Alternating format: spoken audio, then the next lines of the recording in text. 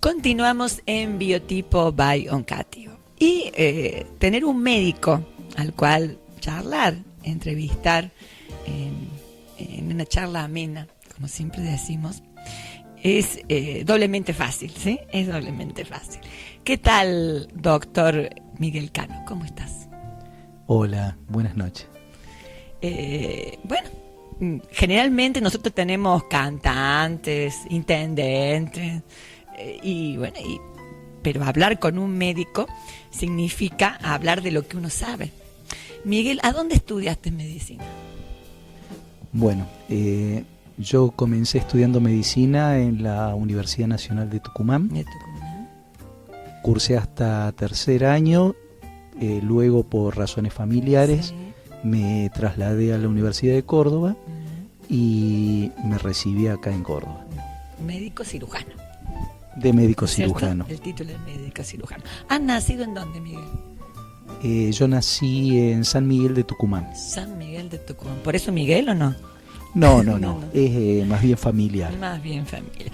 Entonces naces en San Miguel de Tucumán. ¿Y a qué edad migras de San Miguel? Pequeño, a los pocos meses de haber nacido ya me trasladaron por la profesión de mi padre primero a Jujuy y también a los pocos meses al año a Capital Federal. A Capital Federal. Y ahí haces secundario. ¿O ya lo habías hecho? No, en Capital Federal hice todo mi primario y primer año de lo que sería el secundario. Un cambio, ¿no? Realmente un cambio radical, como quien dice. Y sí, lo que pasa es que uno de pequeño no lo nota, lo mucho, toma ¿no? como algo natural. Claro. Porque de pronto de ir del interior del país a una ciudad tan grande, la capital, ¿no? E incluirte con tus compañeros de colegio y esas cuestiones, pero bueno, se adaptan uno, ¿cierto? Yo conocí, digamos, desde donde yo tengo conocimiento, ya estaba en Capital, así que para mí no fue difícil la adaptación. Claro, perfecto. Muy bien, entonces, a ver si nos cuentas algo. ¿Cómo fue, Miguel, que decides estudiar medicina? Porque en realidad sabemos que medicina, cuando uno tiene 16, 17 años y te dice, quiero estudiar medicina, qué carrera larga, te dicen. ¿Cómo fue que descubres tu vocación? En realidad siempre de chico me gustó jugar con vendas, vendarme. Le habré hecho dar algunos sustos a mi madre porque me veía parecer vendado. Y yo creo que ahí un poco se despertó esa vocación, porque la medicina es más que una profesión, es una vocación. Claro, es un arte, como dicen, el arte de curar. Bien, entonces estudias medicina, te recibes, Miguel. Y para la especialidad, porque Miguel tiene una especialidad que en algún momento se decía, hay pocos, ¿o no, Miguel? ¿Sí? Tienen que especializarse en eso, hay pocos. Se sigue diciendo que hay pocos. En realidad, yo creo que somos lo suficientes. No sé entonces si somos pocos. Yo soy anestesiólogo. A ver, es necesario sí o sí en una intervención quirúrgica. Si no hay un anestesiólogo no se opera, ¿verdad? Es indispensable. ¿Es cierto? Es indispensable. Por la misma seguridad del paciente es indispensable que esté siempre presente un anestesiólogo. Perfecto. Y que esté bien formado, obviamente. Claro. Entonces, ¿estudias medicina? ¿Haces la especialidad en el mismo Buenos Aires? No, yo me recibo en Córdoba y hago la especialidad acá en Córdoba, en el Hospital Córdoba. En el Hospital Córdoba, perfecto. Entonces, haces la especialidad. ¿Y a dónde te vas y te desempeñas como anestesiólogo? Bueno, ahí empieza, digamos, otra etapa de la vida, claro, donde todo aquel que termina su residencia trata de buscar dónde va a comenzar a trabajar.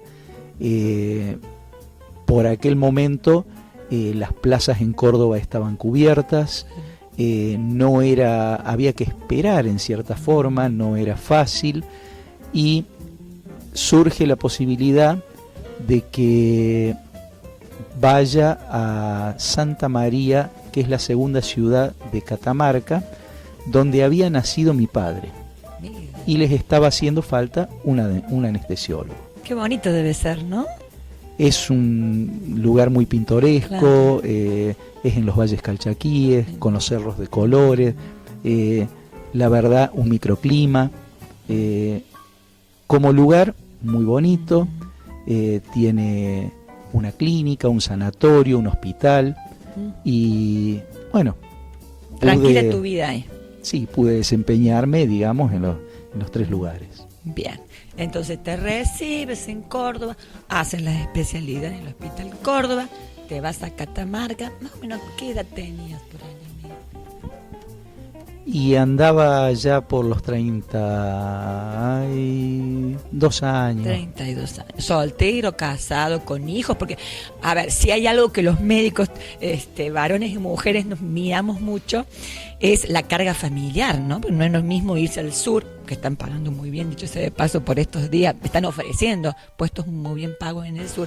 No es lo mismo irse solo que irse con una carga familiar. Bueno, yo cuando decido trasladarme a Santa María ya tenía una hija. Y es más, ya tenía mis 2 hijos. Porque mi hija ya había nacido cuando yo aún estaba haciendo la residencia. O sea que mucha responsabilidad. Y toda. ¿No es cierto? Mucha responsabilidad. Toda en ese momento uno está recién comenzando, no sabe qué le depara el destino y bueno, intenta por todos los medios hacer lo que le gusta y buscar su mejor ubicación para hacer lo que le gusta. Sí, si bien así dicen que uno puede ser médico y que un médico se necesita en cualquier lugar del mundo. Y hay que a ver, uno puede ser médico en Argentina y se va al Caribe y lo mismo necesitan un médico, te vas a Europa y el médico es exactamente lo mismo. No es como otras profesiones en donde cambia la cuestión. Entonces un médico es como bien recibido en cualquier parte. Creo que sí, siempre que uno se desempeñe correctamente tiene que ser bien recibido. ¿No es cierto? Claro. Y médico más que todo, ¿no? Que siempre se necesita. Sí. ¿No? Creería que la sí. gente se enferma, dice, a donde esté. Sí, eso es cierto. ¿No es cierto? Entonces por eso la gran ventaja que los médicos tenemos cuando nos vamos a algún lugar. Porque seres humanos siempre hay. Entonces tenemos como que el trabajo asegurado. Sí, puede ser. ¿No es cierto? Puede ser. A veces es más fácil, a veces más complejo. Claro. Pero siempre, digamos, hay una posibilidad. Yo creo que el médico siempre encuentra dónde trabajar. Así es. Entonces, llegas a esa población y ¿cuántos años permaneces allí? Poco tiempo. Estuve 9 meses nomás. Un embarazo. Está bien. Un nacimiento de algo, de una experiencia. Sí, porque en ese momento, cuando uno recién comienza y cuando tuvo una preparación tan exhaustiva como la preparación que tuvimos en el Hospital Córdoba, donde estábamos realmente preparados para lo que es la alta complejidad. Es un buen hospital el Hospital Córdoba, ¿no? Sí, totalmente. Totalmente. Hospital. Yo al menos me siento hospital y escuela, ¿no? muy orgulloso de haberme formado ahí. Hospital y escuela. Para la gente que nos está mirando, un hospital y escuela es lo que nos reciben a los médicos cuando hacemos una especialidad, ¿no es cierto? Y durante el cursado también se puede hacer algunas materias en esos hospitales. Así es. ¿Cierto? El Hospital Córdoba. Bien, entonces comenzó allí y de esos 9 meses te vas de ese lugar. ¿Y a dónde te vas, Miguel? Bueno, me llega un ofrecimiento para ir a ejercer como anestesiólogo a Santa Rosa de la Pampa, a un hospital de complejidad 8, donde se atendían todas las especialidades En ese momento lo único que nos estaba haciendo era cirugía cardíaca pediátrica. Se hacía espontáneamente cuando venían cirujanos del Garraham y operaban ahí. Obviamente para alguien que recién está comenzando y que tiene buena preparación, era el lugar ideal, poder desempeñar todas las destrezas aprendidas y poder crecer profesionalmente. Claro. Justamente de eso, Miguel, quiero y deseo que les explique a nuestros televidentes de qué se encarga el anestesiólogo. A ver, ¿qué exactamente, a dónde puede estar trabajando un anestesiólogo?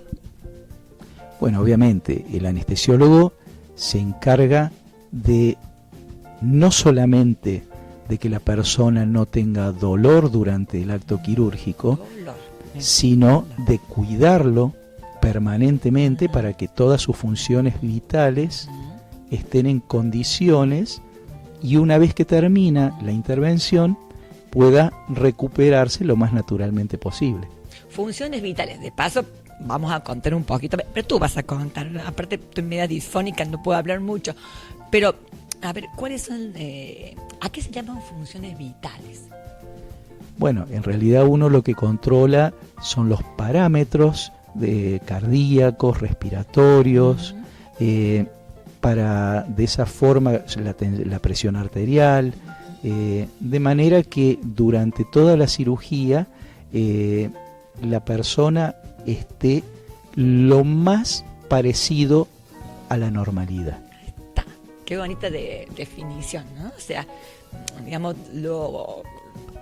ya sea presión arterial, frecuencia cardíaca, frecuencia respiratoria, es lo más parecido a lo que uno puede estar en forma sana, digamos, ¿no? Exactamente. ¿Cierto? Como para que la gente también se pueda llevar una idea en general. Totalmente. Es decir, lo que uno busca es que a pesar de que en una intervención lo que se está haciendo es agredir al cuerpo, en cierta forma enmascarar ese dolor para que el individuo no lo sufra, no lo padezca y pueda recuperarse una vez que termina esa intervención lo mejor posible. Dolor. Hablando de dolor, Miguel es especialista en terapias del dolor también. En realidad no existe la especialidad, al menos acá en la Argentina, en dolor. Pero muchos anestesiólogos que nos dedicamos hace mucho tiempo, practicamos, debido al conocimiento amplio que tenemos sobre las zonas de dolor, los tipos de dolor y las medicaciones adecuadas para el dolor, muchos anestesiólogos nos volcamos a practicar terapias del dolor. En mi caso, casi desde el momento que terminé mi residencia, siempre acompañé las prácticas con terapia del dolor. Y la gente en general, todos en general, tenemos mucho miedo al dolor. Y me imagino que más una persona que está allí, en esas condiciones, sea la operación que fuere.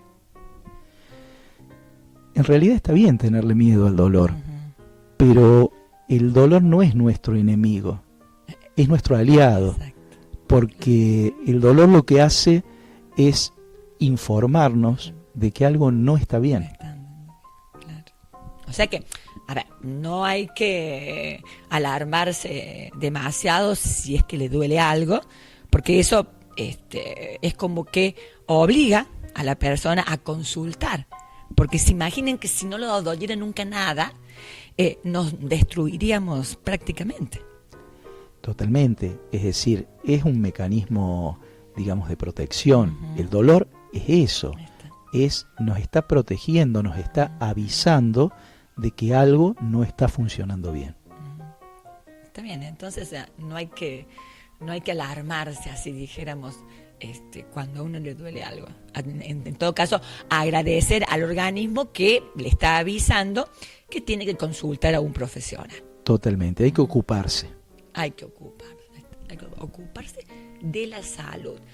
Y justamente eso, Miguel, se nos educa para tantísimas cosas, ¿no?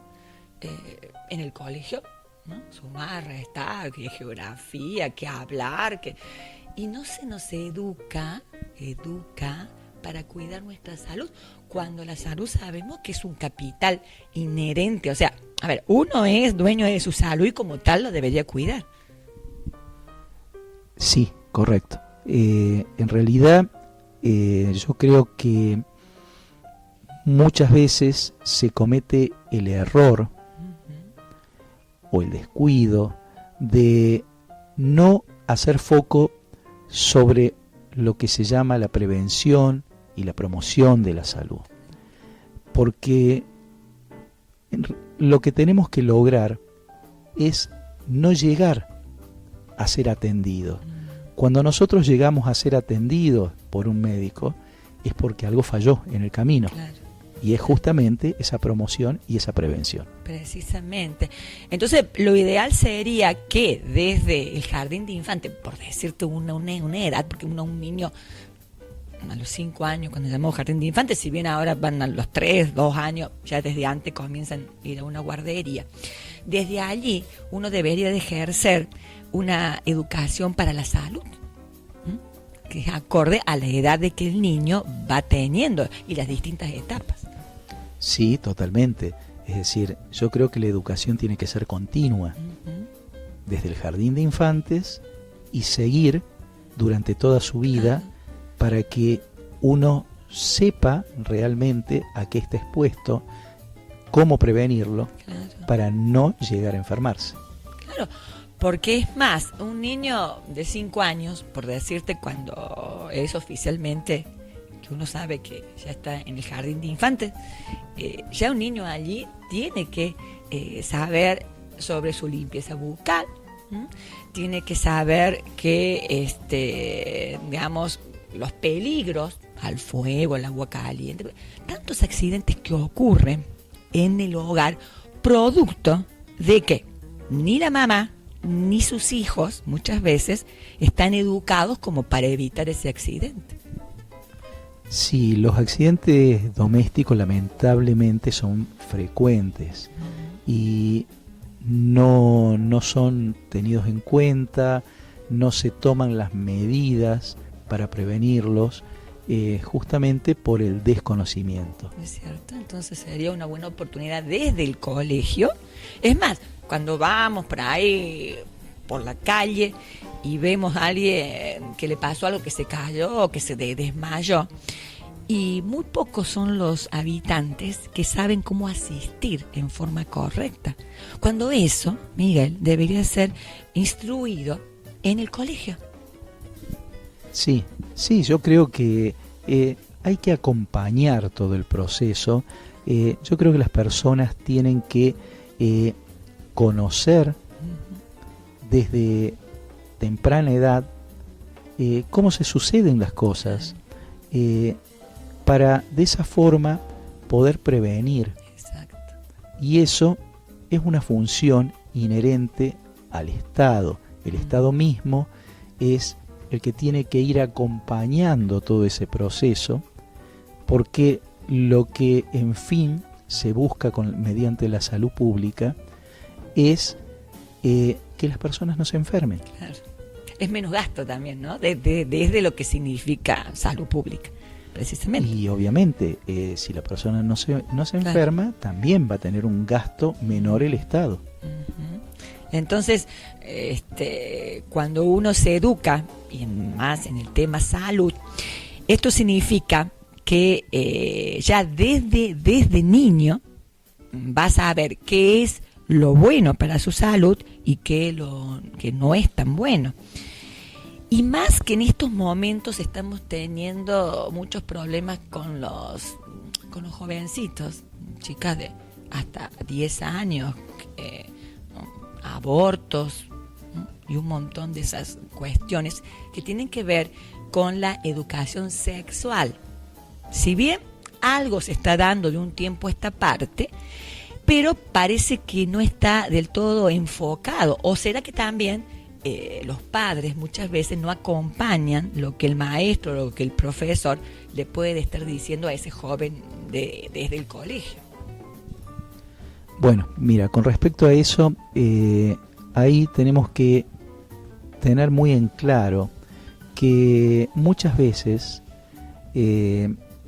cuando uno habla de educación sexual, tiene que tomarlo con una seriedad superior, porque hoy estamos ante otra problemática que mencionaste, que es el embarazo adolescente y el aborto. ¿Para qué llegar a necesitar un aborto si realmente somos educados en prevenir el embarazo? Claro. Y también, a ver, con este comentario nos vamos a ir a estos avisos publicitarios, pero también tenemos que decirle a la gente, Miguel, que un organismo de 14 años con un embarazo o antes no está en las mejores condiciones para llevar un embarazo adelante. Entonces, esto también va para los papás, para que los papás también se instruyan en este tema, porque es su responsabilidad de los padres en la casa saber de todos estos temas. Pero primero nos vamos a ir a estos brevísimos avisos publicitarios y luego regresamos.